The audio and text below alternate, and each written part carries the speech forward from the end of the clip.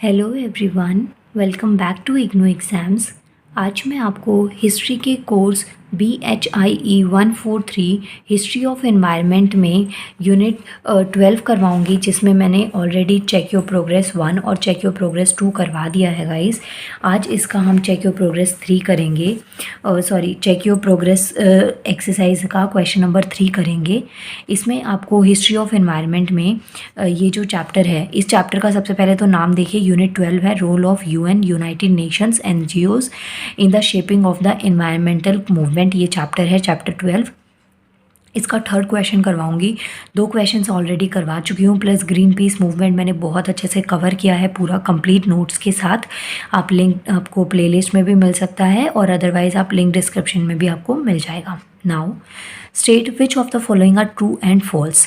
आपको ना ये कुछ पॉइंट्स दे रखे हैं, इनमें आपको ट्रू और फॉल्स बताना है। सबसे पहला चीज़, Appiko movement was a precursor of 2 movements like Bishnoi and Chipko. तो ये क्या है, फॉल्स है।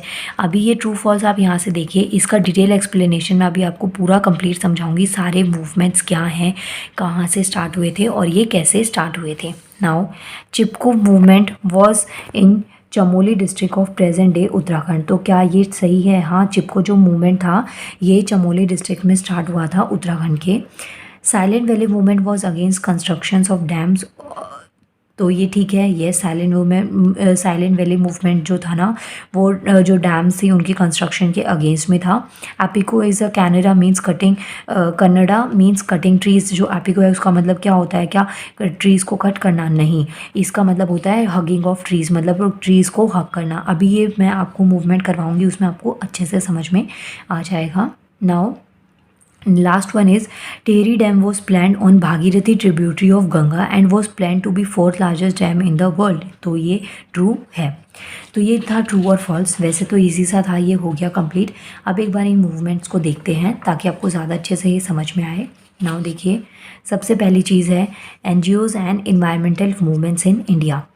जो हमारा भारत देश है, यहाँ पे बहुत सारे ऐसे इन्वायरमेंटल मूवमेंट्स चलाए गए हिस्ट्री से लेके अभी तक, कि हम इन्वायरमेंट को कैसे प्रोटेक्ट कर सकते हैं, किस तरीके से ये मूवमेंट्स हार्मफुल थे, और मतलब जो भी नेचर के साथ में हार्मफुल इफेक्ट्स हो रहे थे, जितनी भी नेचर के साथ में गलत चीज़ें हो रही थी, उसको किस तरीके से रोका जाए, ये सब चीज़ें इन मूवमेंट्स में आती हैं। तो सबसे पहली चीज़ देखिए, जो इंडिया है ना, वो फॉलो करता है प्रिंसिपल को वसुधैव कुटुंबकम। इसका मतलब क्या होता है, whole earth is one family including both biotic and non biotic beings. मतलब कि जो हमारी अर्थ है ना, वो एक पूरी फैमिली है जिसमें बायोटिक और नॉन बायोटिक दोनों ही तरीके की चीज़ें रहती हैं। It is regarded we have a long history of various voluntary efforts for environmental protections nature. मतलब कि कुछ ऐसे इन्वायरमेंटल वॉलंटियर्स से या इन्वायरमेंटल हिस्टोरियंस से जिन्होंने इनके प्रोटेक्शन के लिए बहुत सारे मूवमेंट्स को स्टार्ट किया था। उनमें से एक जो सबसे इम्पॉर्टेंट मूवमेंट था, ग्रीन पीस मूवमेंट, वो मैं ऑलरेडी करवा चुकी हूँ। आज मैं आपको guys Bishnoi movement, Chipko movement, Silent Valley movement, Appiko movement और नर्मदा बचाओ मूवमेंट, टोटल 4 मूवमेंट्स करवाऊँगी और एक आपको टेहरी डैम कॉन्फ्लिक्ट्स करवाऊँगी। तो ये वीडियो बहुत इंपॉर्टेंट है एग्जाम पॉइंट ऑफ व्यू से। इनमें से कोई ना कोई क्वेश्चन आपको एग्जाम में डेफिनेटली मिल जाएगा, और ये सारे मूवमेंट्स आपकी जर्नल नॉलेज के लिए भी इंपॉर्टेंट है। अगर आप 1 डे एग्जाम की प्रिपरेशन करते हैं तो यहाँ से क्वेश्चन आने के पूरे चांसेस होते हैं। नाउ ज़्यादा बड़ा नहीं समझाऊंगी, थोड़ा डिटेल में एक्सप्लेन कम करूंगी मैं इसको। नाउ बिश्नोई मूवमेंट क्या है, ये मूवमेंट 1730 में स्टार्ट हुआ था, और इसके अलावा ये जो मूवमेंट है, इसमें अमृता देवी जिन्होंने मेजर रोल प्ले किया था, वो थी अमृता देवी। इन्होंने जो वहाँ के रूलर थे, उनके आदमी जब पेड़ों को काटने के लिए आए थे जोधपुर डिस्ट्रिक्ट में, तो वहाँ पे इन्होंने इस चीज़ के लिए फ़ाइट करी थी, और इन्होंने इनिशियल लेवल पे रेजिस्टेंस किया था डिफॉरेस्टेशन के लिए। मतलब कि ये अकेली ही लड़ गई थी इतने सारे लोगों से उन फॉरेस्ट को बचाने के लिए, और उसके बाद में धीरे धीरे लोग इसमें जुड़ते चले गए। तो टोटल 300 के करीब जो लोग थे, वो ट्रीज़ को प्रोटेक्ट करते वक्त मर चुके थे, और ये बिश्नोई मूवमेंट में था। इसके अलावा जो बिश्नोई मूवमेंट है, इसने काफ़ी बड़ा रोल प्ले किया था as a precursor for the further movements like Chipko and Appiko. तो ये जो आंसर है इसका क्वेश्चन देखिए, स्टेटमेंट बिश्नोई मूवमेंट था वो जिसने रोल प्ले किया था एज अ प्रिक्यूसर। यहाँ पे क्वेश्चन में स्टेटमेंट में क्या था, एपिको मूवमेंट, तो यहाँ पे एपिको की जगह पे आना चाहिए था बिश्नोई मूवमेंट। तो ये फर्स्ट क्लियर हो गया होगा आपको। नाउ नेक्स्ट मूवमेंट देखते हैं, silent Valley movement. Silent Valley movement जो है ना, पहले ये साइलेंट वैली करती हूँ फिर मैं आपको चिपको मूवमेंट करवाऊंगी। साइलेंट वैली मूवमेंट क्या था, ये एक एवरग्रीन ट्रॉपिकल फॉरेस्ट है जो कि पलक्कड़ डिस्ट्रिक्ट है, कहाँ की, केरला की एक डिस्ट्रिक्ट है, वहाँ का ये मूवमेंट है। इसमें जो फॉरेस्ट हैं और जो उनके इनहैबिटेंट्स हैं, मतलब कि जंगलों में जो लोग रहते हैं, वो घर उनका, जंगल जो इतने भी फॉरेस्ट वगैरह हैं वो उनका घर है। अगर आप फॉरेस्ट को डैमेज करते हैं तो हम उनके जो घर हैं, उनके हैबिटेंट्स हैं, उनको भी क्या कर रहे हैं, डैमेज कर रहे हैं। तो ये जो वैली, साइलेंट वैली मूवमेंट था, ये इनकी प्रोटेक्शन के लिए स्टार्ट किया था इन 1973 बाय द लोकल कम्युनिटीज़। जो वहाँ की लोकल कम्युनिटीज़ थी और लोकल NGO से और कुछ इन्वायरमेंटलिस्ट थे जिन्होंने इसके अंदर पार्टिसिपेट किया था। बेसिकली ये एक डैम की कंस्ट्रक्शन को रोकने के लिए था।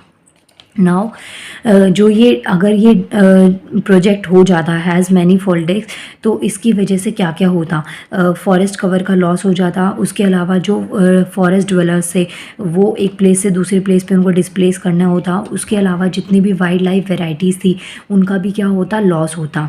उस सब के अलावा जो ये 8.3 स्क्वायर किलोमीटर्स में जो मॉइस्ट एवरग्रीन फॉरेस्ट था वो भी पूरा तरीके से क्या हो जाता, डैमेज हो जाता।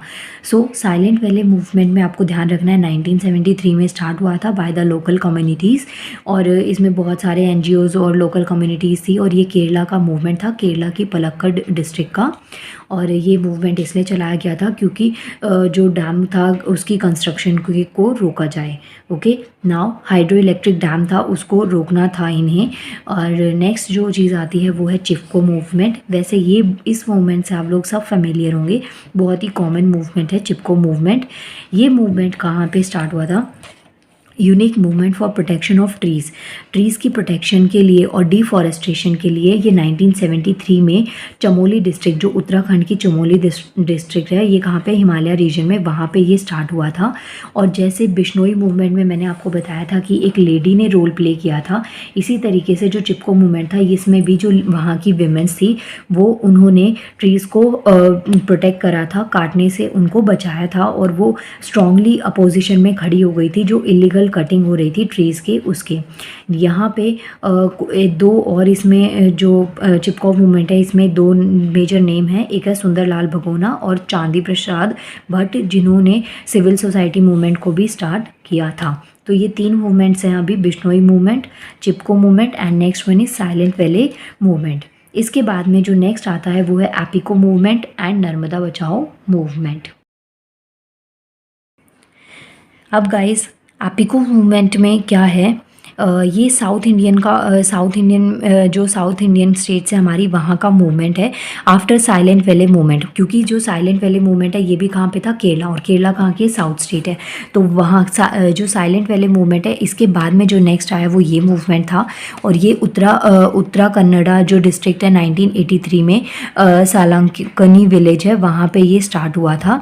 इसके अंदर जो एपिको मूवमेंट है ना, इसका मतलब होता है हगिंग ऑफ ट्रीज़। यहाँ पे मतलब ट्रीज़ को हक करना। देखिए यहाँ पे क्या क्वेश्चन है, ये पॉइंट दे रखा है, एपिको जो है ना इसका कन्नड़ा में जो मीनिंग है वो कटिंग ऑफ ट्रीज़ है। तो नहीं, यहाँ पे कटिंग की जगह क्या आना चाहिए था, हगिंग ऑफ ट्रीज़ को हक करना। ओके और फिर मतलब ट्रीज़ को हक करना, इट मीन्स कि जो ट्रीज़ हैं उनको अपनी आर्म से उसको कवर कर लेना। नाउ नेक्स्ट वन इज़, अगर ये जो ट्रीज़ है ना इनको कट क्यों किया जाता था, या ट्रीज़ की जो कटिंग होती है ना वो क्यों चाहिए होती है। अगर फॉरेस्ट उसे कट करा जा रहा है तो इट मीन्स कि वो जो एरिया है वो उन्हें फील्ड, वो जगह, खाली ज़मीन चाहिए वहाँ पे फैक्ट्रीज़ वगैरह लगाने के लिए। ट्रीज़ की रिक्वायरमेंट क्यों होती है, पल्प और पेपर मिल्स जो होती हैं, पेपर बनाने में ट्री का यूज़ किया जाता है।